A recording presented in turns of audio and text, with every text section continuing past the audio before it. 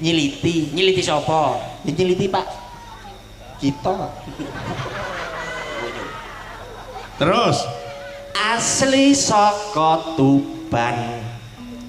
Gandes luwes merati. Kula niki kendakane Pak Sugit. Pak Sugito apa doyan karo dirimu? Jaman biar dirahapane jaman sering dolan ning guyangan iki bah ora tau mulih. Sik awakmu kok sok ngarani Pak Sugito jaman sering dolan ning Aku ning kono kan bakulan maksude Mas. Ora kok pikiranmu negatif lho. Mesti bakul apa? Bakul kroto. Kroto iya apa? Kroto ya pakan manuk. Manuk sapa? Ya manuke Pak De Sugito to.